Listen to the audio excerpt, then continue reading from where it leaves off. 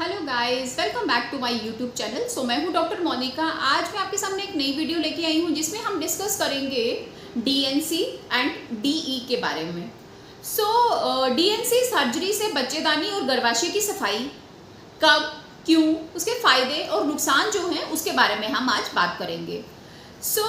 Pregnancy के दौरान अगर हमें ऐसा कुछ सुनने को मिलता है डीएनसी के बारे में या फिर डी एंड ई के बारे में, ये हमारे लिए एक बैड न्यूज़ है।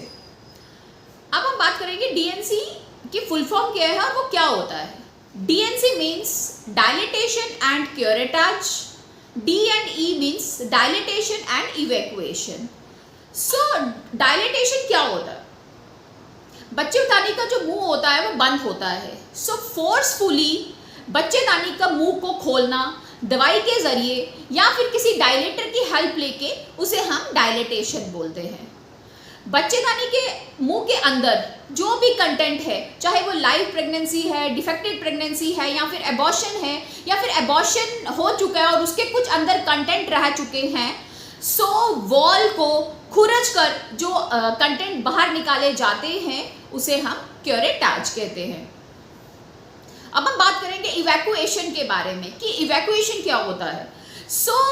बच्चेदानी के अंदर मतलब सक्शन को क्रिएट करना, नेगेटिव वैक्यूम को क्रिएट कर कर अंदर से जो भी मतलब अंदर कंटेंट है उनको खींच कर बाहर निकालना सक्शन के जरिए, उसे हम इवैक्यूएशन बोलते हैं। बच्चेदानी के मुंह को खोलना डायलेटर या फिर मेडिसिन के थ्रू हेल्प के थ्रू उसे हम डायलिटेशन बोलते हैं। और बच्चेदानी के अंदर कोई भी कंटेंट हो उनको खींचकर बाहर निकालना, फिर सक्शन क्रिएट करके बाहर निकालना, उसे हम क्यूरेटाज, सक्शन या इवैक्यूएशन कहते हैं। प्रेगनेंसी में ये बैड न्यूज़ है अगर हमें ये सुनने को मिलता है डीएनसी और डीई के बारे में। इन प्रोसीजर की सलाह जो है वो कब दी जाती है? अगर आपकी प्रेगनेंसी है, 3-4 मंथ्स हो चुके हैं और आपको ब्लीडिंग स्टार्ट हो गई, आपका एबॉर्शन हो गया या फिर बच्चे की कार्डियक एक्टिविटी प्रेजेंट नहीं है, एबॉर्शन अगर आपका हो गया, बच्चा बाहर आ चुका है लेकिन कुछ मतलब रिटेनिंग प्रोडक्ट्स जो है वो अंदर ही रह चुके हैं, तब इन प्रोसीजर की सलाह दी जाती है। अगर हमने अल्ट्रासोनोग्राफी करवाया, सब कुछ ओके है, लेकिन अल्ट्रासोनोग्राफी में जब मतलब आप जो है वो फिट है, आपको कोई भी परेशानी नहीं है, लेकिन अल्ट्रासोनोग्राफी में अगर कोई भी एबनॉर्मलिटी आती है उस टाइम पे डॉक्टर जो हैं वो एडवाइस करते हैं, ये सलाह देते हैं गर्भपात के लिए। उस टाइम पे भी मेडिसिन के थ्रू या फिर इन्हीं डीएनसी टेक्निक के थ्रू जो है बच्चे को बाहर निकाला जाता है।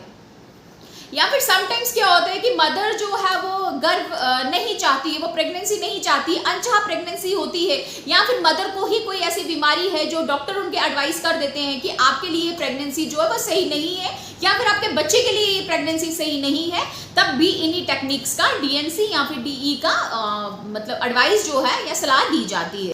अब अगर आपकी 9 हफ्ते की प्रेगनेंसी है, 9 हफ्ते की प्रेगनेंसी में अगर आपको जैसे पता नहीं चलता है और आपकी प्रेगनेंसी जो है वो 9 हफ्ते की हो चुकी है, उस टाइम पे मेडिसिन जो है या एमटीपी पिल्स जो होती है वो कोई भी काम नहीं करती हैं। बाई चांस अगर आप मेडिसिन ले भी लेते हैं तो उससे क्या होगा कि आपको बहुत ज़्यादा सीवियर ब्लीडिंग हो सकती है, लेकिन स्टिल उसमें retaining product of this pregnancy जो है वो रह जाते हैं, जिसे हम इनकम्प्लीट एबॉर्शन कहते हैं। उस टाइम पे भी जो है रिटेनिंग प्रोडक्ट्स को निकालने के लिए इन्हीं टेक्निक्स का जो है एडवाइस की जाती है और सलाह ली जाती है। समटाइम्स क्या होता है कि ये मेडिसिन जो होती है वो रिकमेंडेड नहीं होती है। कुछ ऐसी मदर्स होती है जिन्हें कोई बीमारी होती है या फिर उनको इन मेडिसिन से कोई साइड इफेक्ट हो, जैसे अगर उनको अस्थमैटिक है या फिर वो एलर्जिक है या फिर उनके बच्चेदानी में कोई प्रॉब्लम है, उस कंडीशन में मेडिसिन जो होती है वो रिकमेंडेड नहीं होती है, वो कॉन्ट्राइंडिकेटेड होती है मदर के लिए। उस टाइम पे भी इन्हीं टेक्निक्स की जो है हेल्प ली जाती है और गर्भपात जो है किया जाता है, या फिर जो अगर बच्चा का अंदर कुछ रह चुका है कई कंटेंट, उसको इवैक्यूएशन करके या क्यूरेटाज करके उसको बाहर निकाला जाता है। अब बेहतर तब होता है जब अगर प्रोसीजर जो अगर हमने ये प्रोसीजर करना है, ये प्रोसीजर बेहतर तभी रहेगा अगर हम इसको एक हल्के सेडेशन में करेंगे, मतलब उनको थोड़ा सा हल्का शॉर्ट एनास्थीसिया देके थोड़ा सा बेहोश करके अगर इस प्रोसीजर को करें। मतलब अगर पेशेंट जो है वो बहुत ज़्यादा पेन में है, कंफर्टेबल नहीं है, तो इस डीएनसी से या फिर इन डीई से कोई भी कॉम्प्लिकेशन हो सकती है। सो हमेशा कोशिश करनी है, अगर आपने डीएनसी करनी है या डायलिटेशन एंड इवैक्यूएशन करनी है, तो एक शॉर्ट एनेस्थीसिया देके थोड़ा सा उनको पेशेंट को सेडेशन देके ही जो है ये प्रोसीजर करना है, ताकि पेशेंट को पेन ना हो, पेशेंट कंफर्टेबल हो और जो प्रोसीजर किया जा रहा है वो भी एक अच्छे तरीके से बिना किसी कॉम्प्लिकेशन के हो जाए। और ये वर्ड डीएनसी एंड डी जितना सुनने में इजी लग रहा है, ये इतना ही कॉम्प्लिकेटेड है। इसको कभी भी मजाक नहीं समझना है।